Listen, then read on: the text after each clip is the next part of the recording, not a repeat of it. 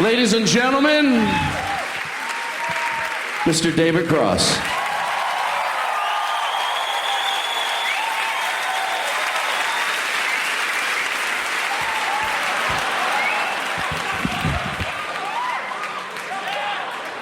Hey everybody, what's up?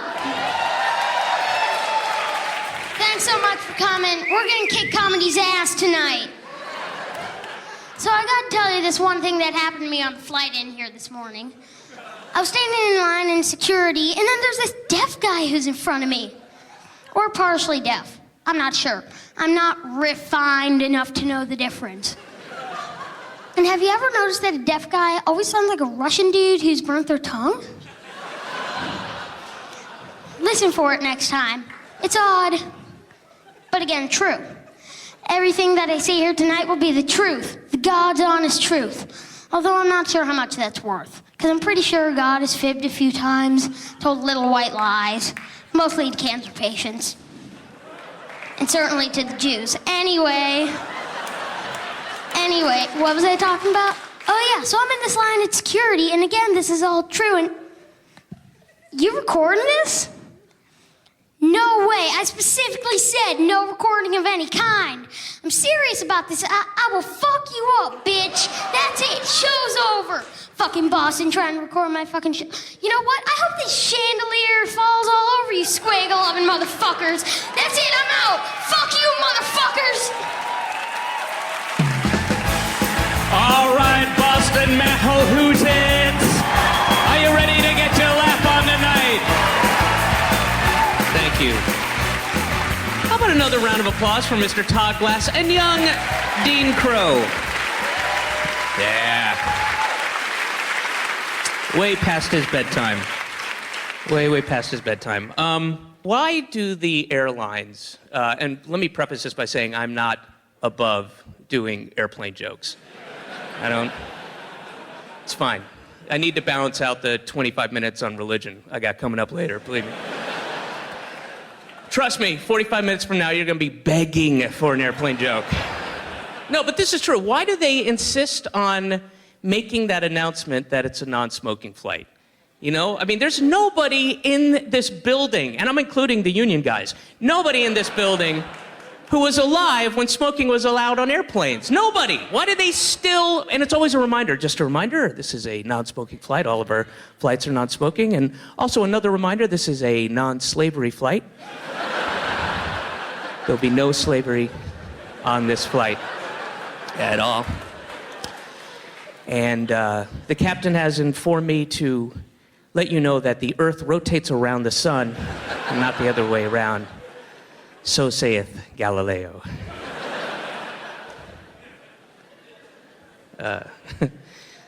So saith Galileo.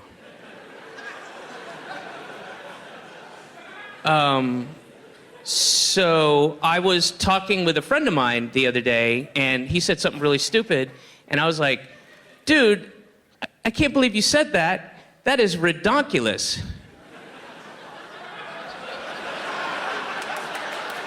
And he's like, no, it's not. It's retardadopolis. No, hey, excuse me, I'm sorry. No, signer. No, you, signing. No, you, signing. No, don't sign. Yeah. What? I'm sorry, what are you doing? I'm signing jokes, David. Yeah, no, I saw, but I don't know sign language, but I'm pretty sure this isn't the sign for Galileo.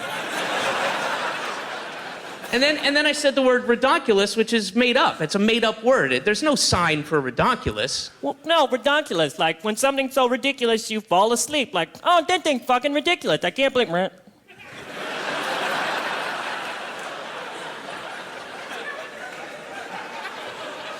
Well, wait. I'm sorry, could you say that again? When something's so ridiculous, you fall asleep. I can't believe that fucking thing is over there. Wait a minute. Are you deaf? Oh, yeah, I'm deaf. But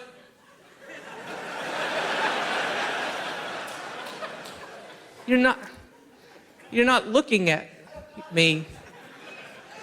How do you know what I'm saying? Oh, no, I'm citing my own jokes.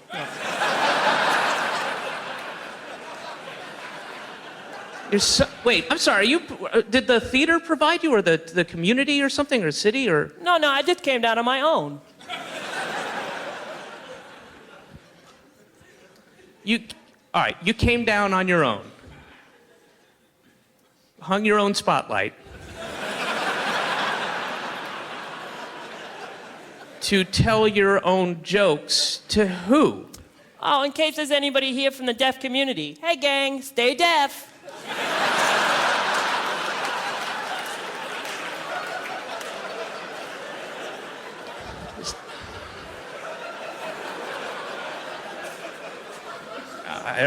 All right. This doesn't make much sense to me. But like, what are the jokes you're telling? What's one? Okay, one was a Jewish kid goes up to his dad and asks to borrow $50, and the dad says, $40? What do you want $30 for? No. No, not on this stage. No, that is anti-Semitic. I will not have it. No, I'm sorry. I don't mean to be a dick, but get out of here, you deaf fuck. You anti-Semitic, deaf piece of shit. Get out of here. I won't have it. Sorry. Pardon me, people who... Oh, no, not at all. Don't awe him.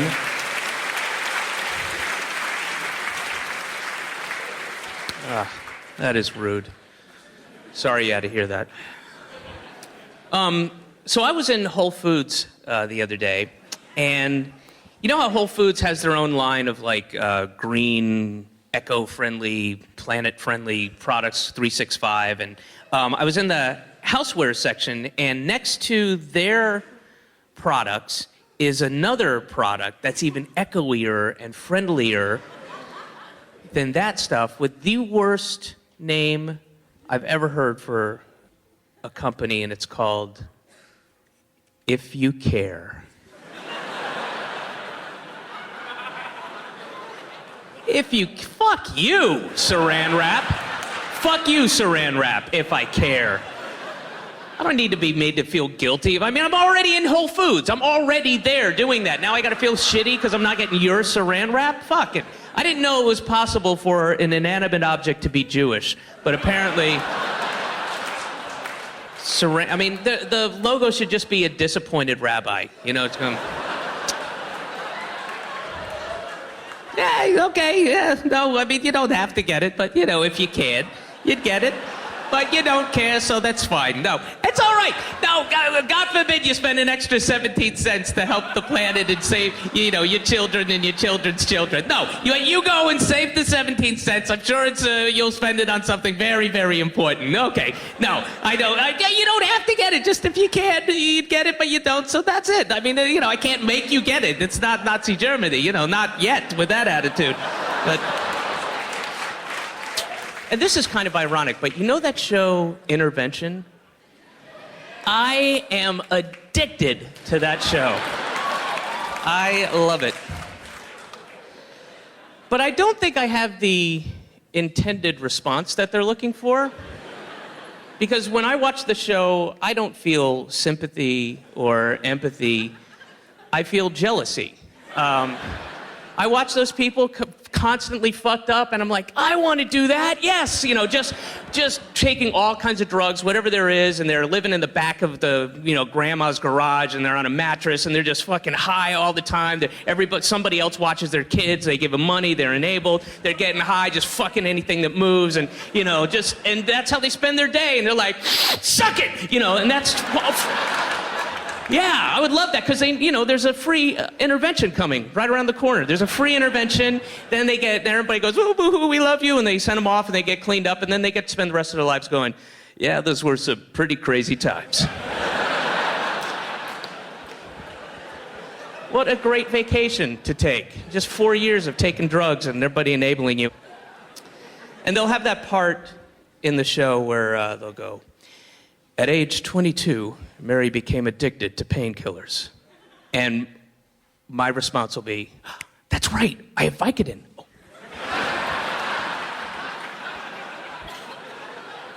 Oh, that's the best. That is the best way to watch intervention. Yeah, fuck them, Vicodin. Oh, this is terrible. They're taking her painkillers away. What kind of awful show is this?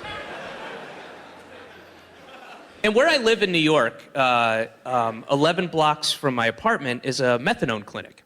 And, like, why is that funny? Treatment. Boy, just pop down to the methadone clinic for some gut busters.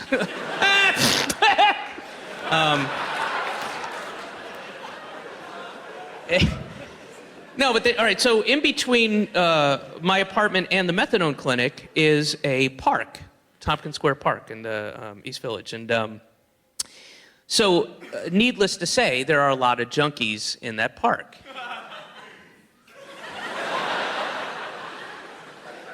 Well, I don't want to encourage this at all. We'll never get out of here.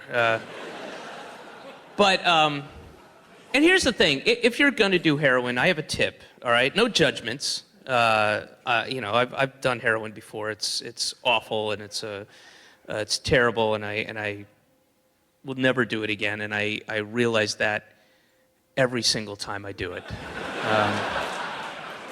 Why did I do this again? So here's my impression of being on heroin. Here it is. Ready? It's pretty much it. Holy shit, it's 10 o'clock already. It's 1 in the morning. When did that... Holy fuck, it's 3 a.m. What the fuck? It's 8 a.m. already. It's morning. Holy shit, it's 8:01. It's not good. Why would you do that? Stupid. But anyway, if you are going to do heroin, here is a tip. If you're going to do heroin, please take a seat first. I don't understand. The park is it's littered with people just every 25 feet. It's like these guys. What are you doing? Where are you going? Sit down. You are now officially dying. Just enjoy it. Sit down. Take a load off. I mean, nobody's running errands. Nobody's getting their heroin going, oh, I got my heroin. I love heroin so much. It's my favorite thing to do in the morning or the evening time, even in the afternoon. I love...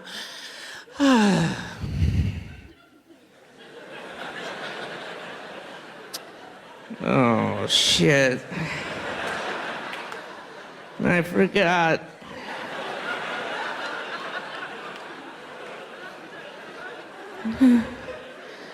I have to return Wedding Crashers.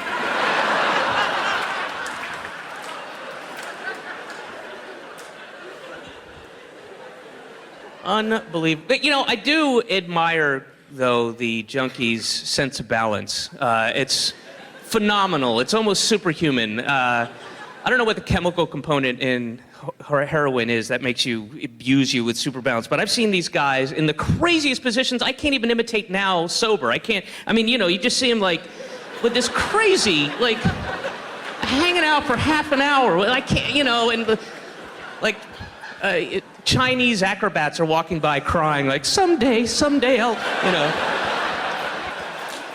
It's amazing. I don't know how they do it. And I've never seen a junkie take a knee. Not once. Not ever. Not once have I ever seen him take a knee. I don't know what it is. I think it's some secret source of shame in the junkie community. If you get caught, you know, touching the ground, then you have to go do your heroin over by the big tree by yourself for 2 weeks, you know. But never. I think in the junkie's mind, that's their idea of maintain, you know. Don't want anybody to know you're high, you know. Whatever crazy shit is going on in the junkie's head, you know, they're high and they're just floating through a field of Gene Wilder's hair, catching butterflies, and and then reality intrudes, and they're like, oh shit, my knee, come on.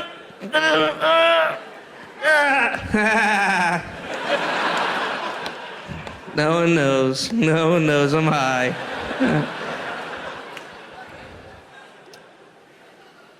And when you're tripping on acid or mushrooms, that's usually, any hallucinogenic, doesn't matter, but that's usually the best story, is the maintain story. Not when it's happening, it's a nightmare, but in retrospect, when you're done tripping, it's a great story. That whole thing of where reality intrudes and you have to deal with other people who aren't tripping, and you're up on the roof and you're listening to music and your boombox runs out of batteries. You're like, fuck, we have to get more batteries. Shit, fuck.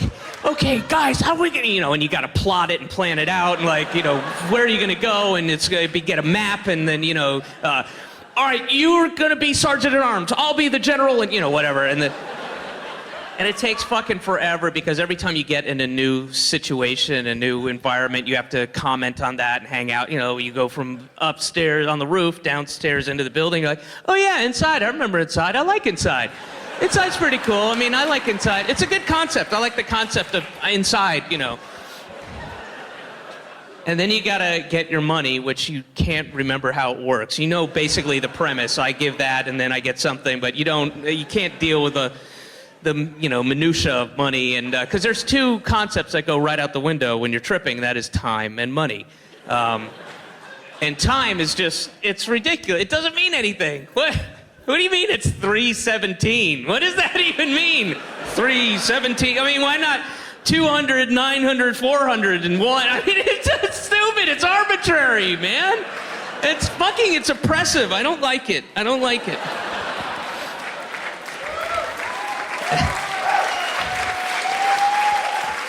And the money, just enough to grab a bunch, and because it's important later when you're not tripping. But then it takes you forever. It takes an hour. You finally decide on which drugstore, because you don't want to run into your ex and all that shit. And oh, Gary might be down there. Fuck that guy.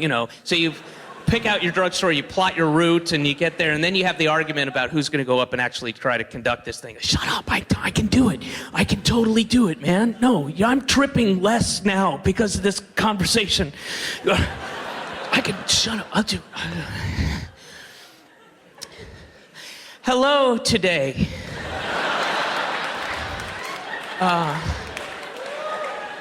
Hi. I know that magazine. I want to get 6 C batteries. C.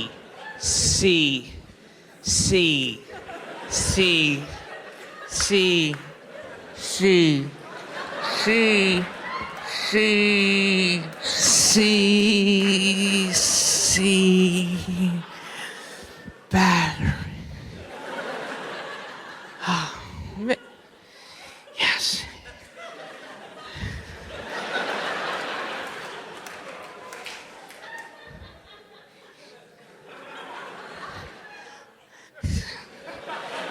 No change. No change. I don't want any change. Keep it. No.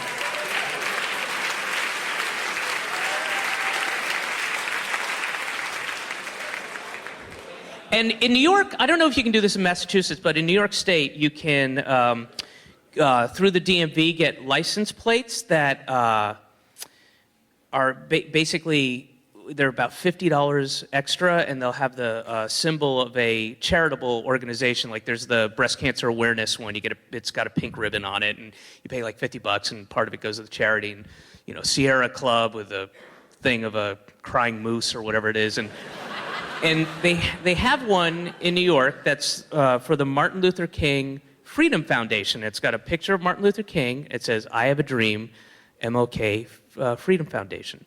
And you can go on the website and type in your proposed vanity plate. And this one's available, and I'm going to get it. I'm going to get the ML King Freedom Foundation one, and just the letters NGR LVR.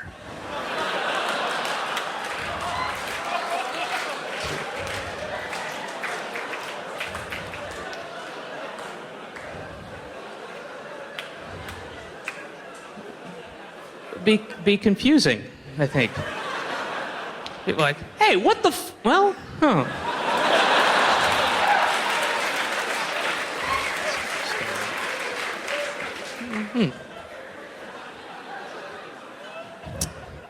And have you noticed that black people are so sensitive about race? Really, you know, it's like, yeah, okay, some people are black, some people are luckier, you know.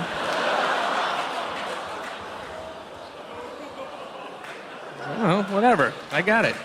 Just so people don't think I'm racist because you don't get my jokes, just so you know, I lost my virginity to a black prostitute, so, yeah. Yeah, true, true story. You know what? We still keep in touch. So I want to show you this thing I got. I was in London working, and I went to this radio show to do this thing, and in the lobby they had, you know, kind of advertisement postcardy things, and this, I do not understand. You'll see. I don't understand what they're trying to say. It's really bizarre. It's not a cultural thing, too. I've done this in England a bunch, and they don't know what the fuck it means either. So it's just very weird and odd. It's a postcard, and there's a photo of a rose, and then underneath the rose, in the shape of a heart, is blood. And there's a picture of a tiny picture of a woman here, and it says, "Nothing hurts like love. Besides being a date rape victim."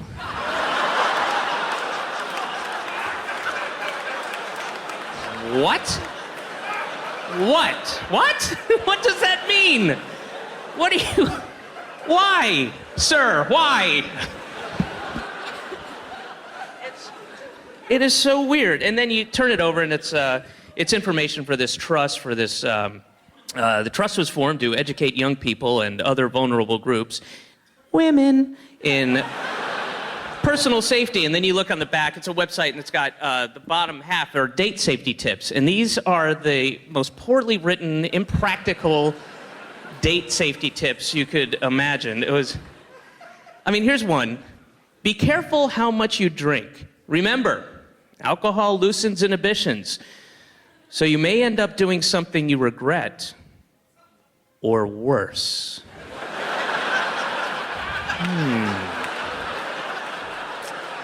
Something worse than something I would regret.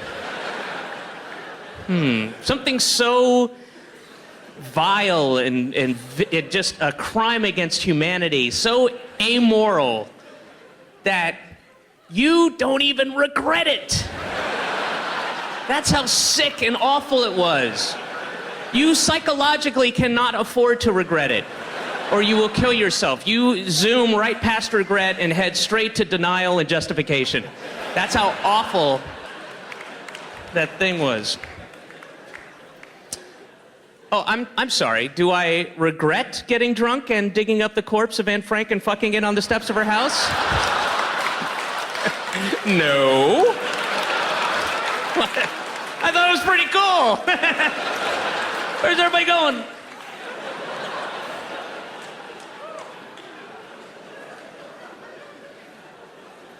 And this, all right, this is just ridiculous, this last date safety tip. Always watch your drink. It can be so easy for someone to slip a drug into your drink if you are not vigilant. Carry a drink testing kit and use it if you're in any doubt. There you go. There's your simple solution, ladies. Just always carry a drink testing kit with you. That wouldn't be an awkward first date. First date, first year anniversary, you know, family reunion. You never know. You never know. That's what I'm saying. Oh, that would be... I would love to be on the other end of that first date. Hi, David. Hi, Rachel. Yeah, no, Connie was telling me about you. Thanks for coming down and meeting me. I just wanted to hang out. And is that an appletini for me? I love appletinis. Thank you. So Connie tells me that that you're into skydiving. That's so, I mean, that's one of those things I'd always wanted to do, and I'd love to be able to do it, but I'm just afraid I'd get up there and I'd be strapped in and I'd be like, I'm scared, I want to go, and then it would be embarrassed. Oh, it's a drink testing kit. Yeah. No. I just want to see if you're going to try to date rape me.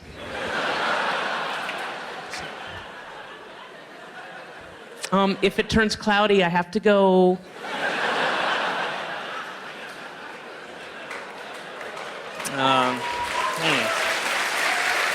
The old date rape drink test joke.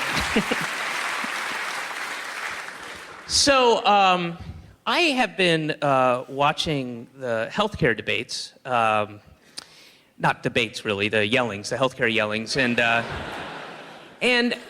I've really learned a lot about myself watching the town hall meetings and the Tea Party parades and the retardathon walker things, and I'm kind of enjoying it more than I expected to, because I like most people, I'm a big fan of misspelled, grammatically incorrect hyperbole. I love it, and I think up until maybe 5-6 years ago, I would have been more outraged and like, this is terrible, this is awful, these people are crazy, what's going on here? But I realized now that I'm 45 and I've accrued enough experience, like, oh, wait a minute, this always happens all the time.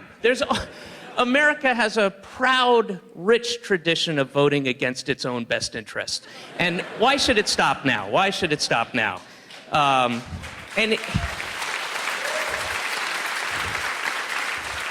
And I watch it now with like detached bemusement, and I see these horribly misinformed people. This is good during a television taping, right?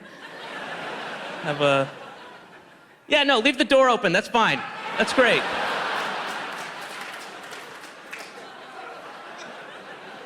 Want to shut the fucking door? Jesus Christ. Sorry, dude, I need it open if I'm gonna smoke.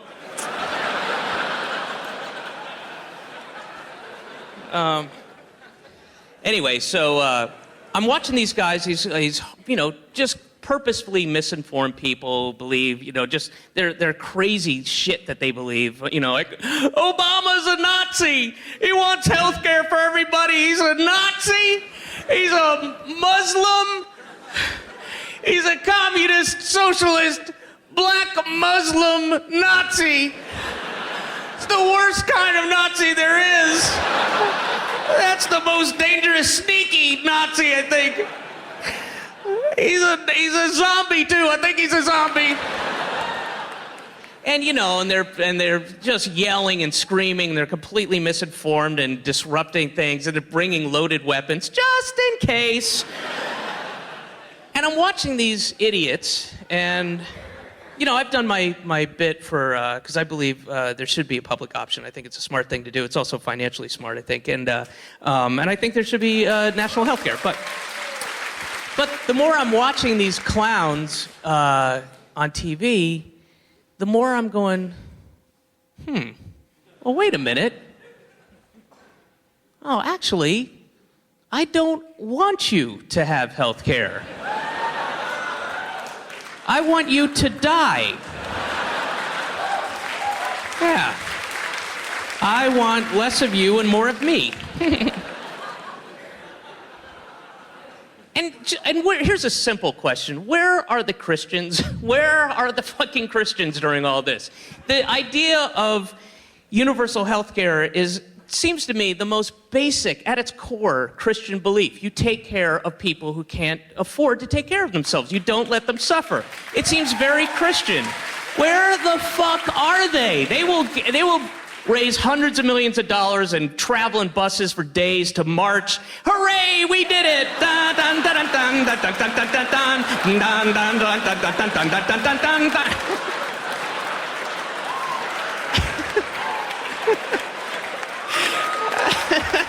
Where did that was left over? Were the flaming lips here last night, or? Awesome. That was... release the confetti! It's one sad little...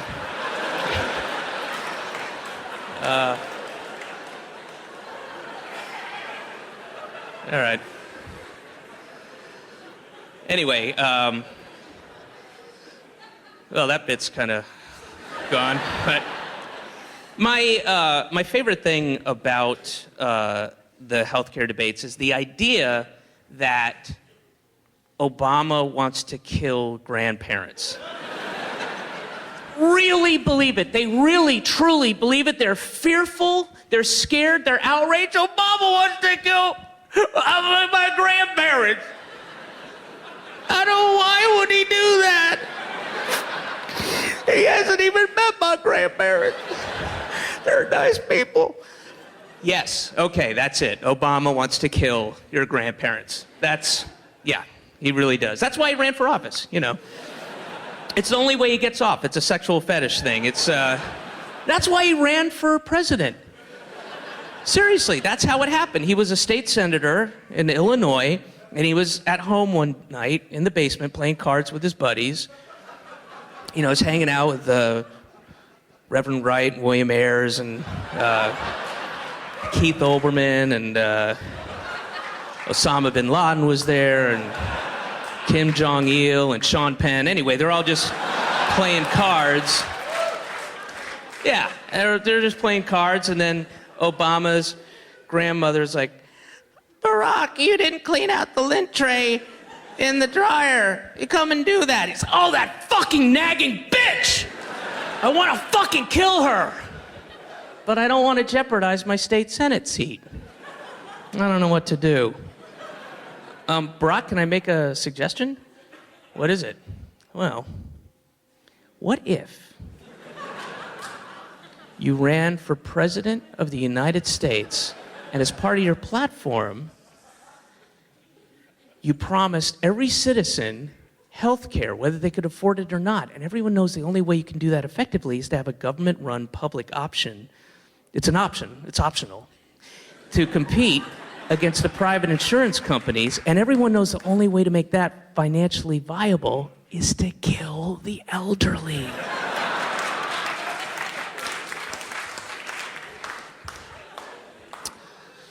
And cripples? Yes, Kim Jong, and cripples. Oh, I love this guy. Fucking love him, love him. That's how it happened. If you go to any other industrialized country, every other industrialized country on the face of the earth that has national health services or socialized medicine, that's the great thing about going there, is there's no old people. That's what I love about England. Have you been to England? It's like fucking Logan's Run over there. Non-stop MTV Road Rules, Girls Gone Wild, frat fuckathon. It's great. Every Tuesday in Canada is Grandpa Killing Day. Every Tuesday. That's how they do it. And the ironic thing is the crazy double standard that these people have, all these tea party, teabaggers, all this nonsense, screaming and shouting and yelling, and they're just, how terrible everything is. And the ironic thing is they're the first people to get in your face whenever you say anything bad or negative about America. And it's just such a strange double standard. They'll sit there and go, this country's gone down the toilet. I can't believe what's happened to it.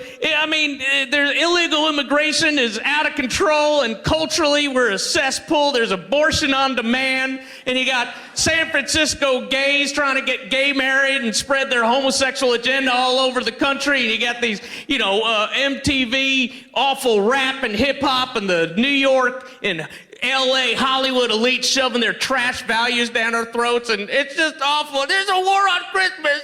There's a war on Christmas. They've declared war on Christmas. That's just awful. I'm too taxed and I'm overtaxed, and it don't matter who you elect in Washington. Those elites just thumb their nose at the regular guy. It's just awful what's happened to America. Well, there are some definite problems. We're the richest country in history, and we're ranked 37th in the world in healthcare, and second in child poverty rates, and second in child mortality rates. There's definitely some problems with that. How dare you! You can go to hell. If you don't like it, get the fuck out, okay? America's the greatest country in the history of ever anything, okay? USA! USA! Let's go back to New York, you hippie faggot. All right. Interesting.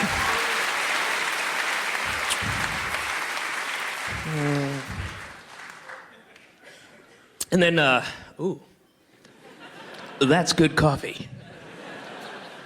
And then the global warming is going to be the next big issue that Obama won't be very effective at as well, I think.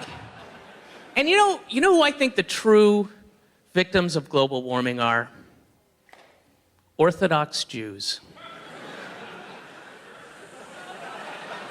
Seriously. Because wintertime is the only time that those people don't look absolutely ridiculous. Now we're going to take that away. You know, where I live in New York, there's a lot of Orthodox Jewish communities, and there were in LA when I was living there. And I watch these guys, and you know, it's 96 degrees out. It's completely humid. It's nasty. It's brutally hot. It's sticky. It's muggy. They're walking around and they're like 7 layers of medieval costumery, and you know, they got the big furry hats and everything, and they just look miserable, as they should. And I look at them and I think, wow, you know, there, but for the grace of God, go I. Thank you so much for not letting me believe in you like those people who really believe in you, and they look fucking miserable, and I'm in shorts and I'm eating a sausage, so everything's good. But thank you for that. Man, whenever I see an Orthodox family walking down the street and they're pushing a stroller and there's a kid crying in the stroller, I think, oh, they just found out what the rest of its life is going to be like. Oh, it's so sad. No choices. No choices. None. 0 choices. You can't make any choices. Yeah, I don't find it quaint. I don't find that shit quaint. And, let me know if this bothers you up there. Okay, there. I could burn a hole in the roof. And I can't be Catholic because I don't believe in monsters. So that's out. Can't do that. I don't know why any Catholic would ever be scared of the devil. The devil is the biggest, most ineffective, biggest pussy in all of fiction. I mean, he can't do anything. He has such comically limited powers, you know? He does, and when he's stupid, because whenever he possesses somebody, it's always like an old lady or a little girl, you know? An old lady, what is she gonna do? Make you a cup of tea to death? I mean, it's ridiculous. If he really wanted to be effective, he'd possess, you know, The Rock or Schwarzenegger or somebody like that. But no, he possesses old ladies and little girls. Little girls! You know, fuck you! You know what? Fuck you. All right. Who gives a shit? Who gives a shit? And then if you do get possessed, or the devil possesses somebody, you can get rid of him, but you sprinkle a little holy water on him, and he fucking shits himself and runs back to hell for a millennia. And if that doesn't work, then all you gotta do is show him a cross. Just show it to him. You don't have to whip it at his head, just show it to him. You can sit there on the computer, get some work done, just hang out. That freaks him out, the cross. He hates reminders. Don't remind me! Whoa!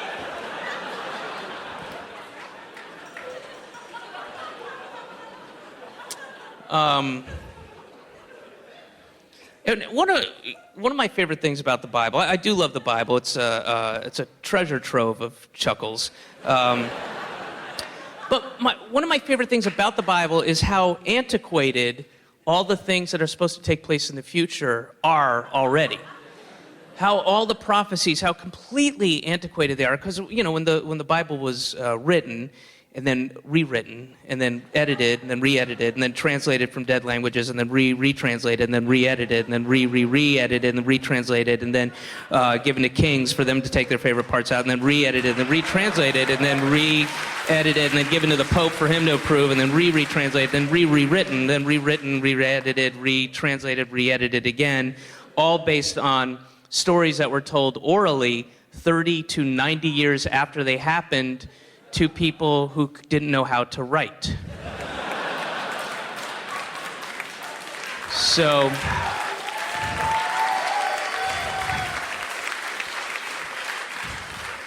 I guess what I'm saying is the Bible is literally the world's oldest game of telephone.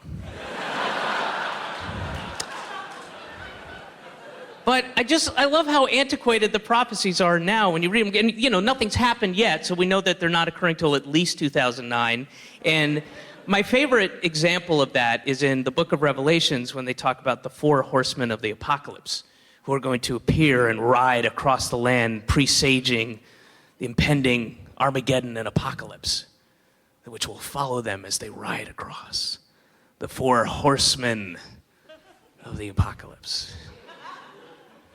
Not the 4 jetpack men of the apocalypse, which would seem to me more effective, I think. The 4 horsemen. Because, of course, jetpacks hadn't been invented yet, and they didn't know to write about them. And why should God spoil the surprise, really? Oh my God, it's terrible. The 4 horsemen of the apocalypse are here. They've appeared. What? Oh my God, where are they? They're in Los Angeles, California. Los Angeles, California? Yeah. Well, all right. Well, we'll hang out here for another 5 months, I guess. And I don't know, when they get to Malden, we'll gas up the car and head down to Miami and stay there for a year. What are you worried about? Just keep doing that till they stop refining gasoline. They're horses. They got to tie them up, give them oats, all that shit. Don't worry about it. I also like when you see historical biographies, television shows about Jesus. They always describe him as a humble carpenter. Jesus was a humble carpenter from Nazarene. Now, how humble can you be if you truly believe that you are the Son of God? I'm going to put it out there that that's the opposite of humble. That is not humble at all, having a Messiah complex. No. And that must have been the craziest visit to a carpentry shop for somebody who didn't know about the whole Jesus, Son of God thing. That must have been fucking nuts. I would look, just, hi, Jesus, hi. Saw your sign out front. I brought in this table. I got this as a gift from my daughter-in-law's family, and it's a lovely table. I really like it, but you can see it's got a wobble here because this back leg, well, it's a square, so I guess it's not a back leg, but, you know, anyway. But this leg back here is a little shorter than the rest, and it's got this wobble. So I'm wondering if you could add something to the leg or maybe sand down the other 3 legs. I'm just trying to get rid of the wobble. Is that something you think you could do? I am the Son of God. I am the light, the way, the truth. Nobody goes to heaven and sees the Father but through me. If you want to go to heaven, you must accept me as your personal Savior. Do everything I tell you to do exactly as I tell you to do it. If you stray in any way, shape, or form, or deny me, I will see to it that you burn in hell for all of eternity.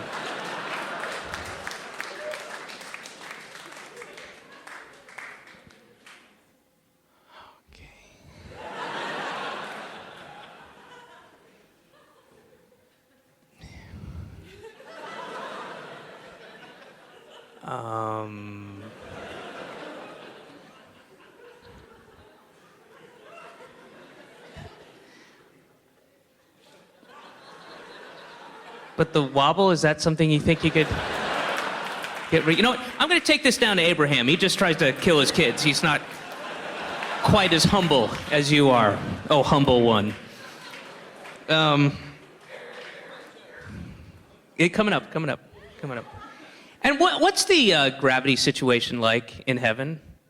Because apparently it's just enough to keep you on a cloud, but not enough to send you through the cloud or wear the cloud kind of awkwardly around you this way. It's interesting. And there must be trillions of people in heaven by now. It must be packed, you know? Probably not that many Chinese people, but still, you know. And when you go to heaven, are you, like, instantly, magically imbued with the ability to communicate with everyone, regardless of language barrier or era, where they came from, or cultural background? Or are you relegated to just being able to communicate with people who speak your language and then at least understand your slang and your vernacular and your idioms, you know? Because it would be weird if I was in heaven and, you know, I'm on my cloud hanging out and I got like a 106-inch high-def plasma screen, right? And I'm playing like PS, I don't know, 6? Oh, fuck, man. I don't know. I can't. Awesome, whatever it is. And, you know, just playing Call of Duty, like, this is great. But then on the cloud, literally next to mine, the cloud right here is like a poor Dickensian street urchin kid with soot on his face and newspaper shoes. And all he's got is that little cup with the ball on the string, you know? Just... like,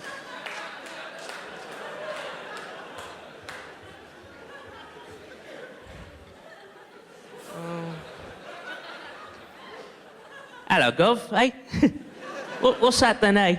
What you got there then? What's that? Oh, this? Oh, dude, I'm sorry, you're not allowed to see it.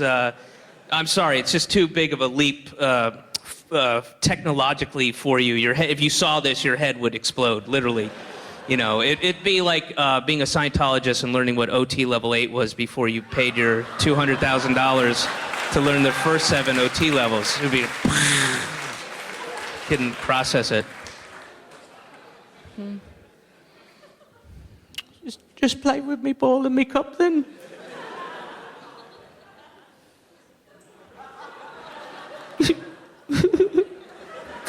I don't like heaven.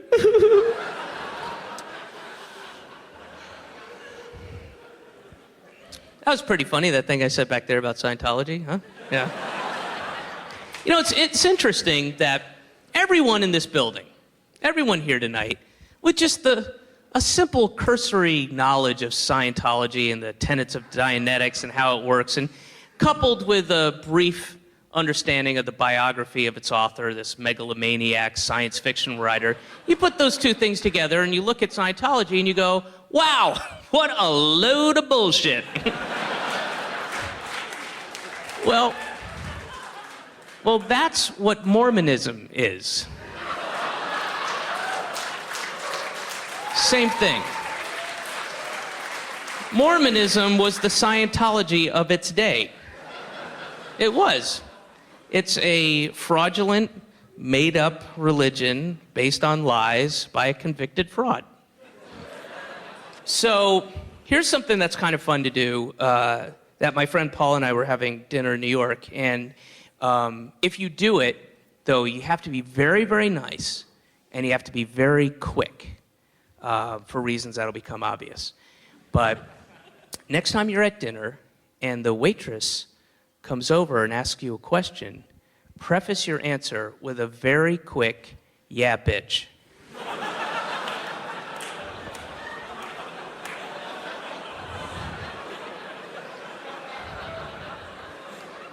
And you have to be super nice, and if you get to 4, that's 1 better than we got to. And if you get caught, you gotta tip like a motherfucker. Know that going in. You gotta tip very heavily. But it's pretty fun. Okay, how you guys doing? You want another round? Yeah, but can I get another red wine? But I like the Merlot, but I want to try the Cabernet. That's good? Okay. You guys done? You want to see a dessert menu? Yeah, but do you have a cheese plate? Sorry, we were just fucking around. Sorry. We thought it was funny. Here's another true thing. I was in Seattle a couple years ago doing shows there, and me and my friends were walking to the gig, and we passed a porn store. And in the window display of the porn store, they had an S&M mask. And I said, oh, I'm going to go in and buy that S&M mask. Because the idea was, which I did, was I'll wear it on the flight home back to New York. And so I go in, I get the S&M mask, and it's just one of those, all black, one kind of piece creepy things with no eye holes or nose holes and just a zipper right here. And I wore it. The idea was that I would wear it on the plane, and then when the stewardess came over and said, "Sir, I'm sorry, I'm afraid I have to ask you to take that off," I would look up and indignantly through the mask say, "Do you mind? It's my sleep mask."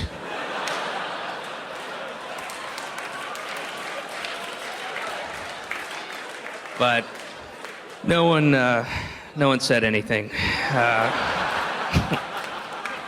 Oh God, no. No one came over. I felt like such a fucking dick. Because I had it on for like 20 minutes, you can't see anything. I'm like, hey, is anybody laughing? And I'm not with anybody. I'm by myself. I'm not with a girlfriend or a buddy or anything. I'm just like, hey, is anybody laughing? Does anybody think this? And then you can't see anything. And then after like 20 minutes, or what felt like 20 minutes, I finally took it off. And then for the rest of the flight, it was just the asshole who had the S&M mask. Just so self-conscious and felt like such an idiot, and just walking that, no eye contact with anybody, and just, going to the baggage claim, and like, oh, there he is. That's the guy who had the S&M mask on. I don't know. I guess he thought it was funny. Well, it wasn't. It wasn't funny at all. No. But anyway, there's a second part to this story. So I went to the porn store for the S&M mask, but what kept me in the porn store was a DVD with the most intriguing title I've ever seen for a porno movie. It was called My Ass is Haunted. Fucking finally! Yes! Somebody had the fucking creativity to blend the two genres of film that so desperately needed to be blended. Yes, thank you. Sure, I like to get scared, I like a good scare, but you know what? I want the cum scared out of me. Can you do that, Hollywood? What do you got for me? Bring it. What is that movie experience? I don't understand how you're supposed to watch that movie. What is the viewing experience? Just, oh fuck, don't go in there. Don't go in there. Don't go in. It doesn't make any sense. I don't, Oh no! Oh, what's happening? Oh God, there's ghosts. There's ghosts. I'm scared. I'm so scared. No. What's? Doesn't.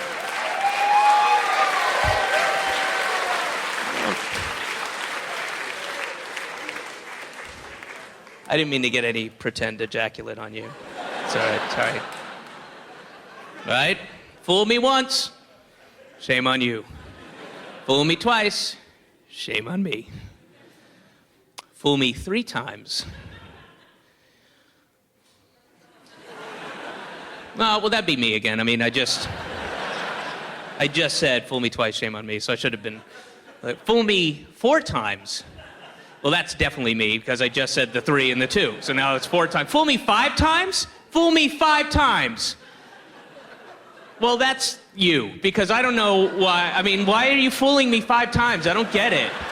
It's not funny. Does that make you feel like a big man? Let's fool the comedian 5 times. Fool me 6 times? Well, see, that's the problem with illegal immigration. You can't Fool me 7 times? Fool me 7 times. That's the media not doing its job, people. The liberal, left-wing, Jew-run media getting in there and letting you be fooled. Fool me 8 times. Fool me 8 fucking times? Well, that's why you need a drink testing kit at all times, okay? Because then you get fooled. Fool me 9 times? Fool me 9 times. Wait, don't tell me the Jews aren't involved. Sorry, they are. They are.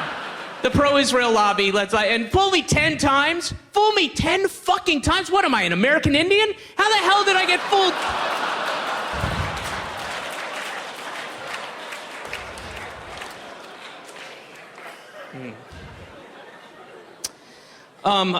So folks, I'm gonna have to go, but but I wanted to, I want to get slightly serious for a second. Just 1 minute, just if you'll indulge me.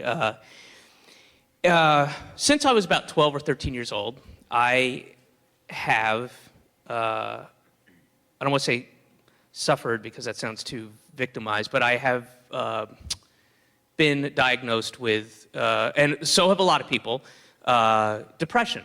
I have mild depression. It's not an achievement. But anyway, a lot of people have it, and it's never like really serious, like suicidal, but it's just been constant. It ebbs and flows. And since I was a kid, I've been to different therapists and different types of therapy, and I've been on and off several different medications. And I've always wondered what the reason was. Why? What is the genesis? What is the cause of this? And very recently, I discovered that the entire time I had a rock in my shoe.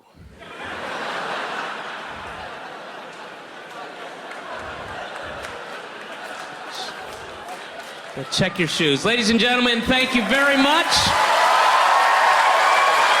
You guys were awesome. So good. You guys were a good group. Thank you. Thank you very much. I love you guys. Again, oh, come on. You guys, stand the fuck up. All right, I'll see you guys. Thank you so much.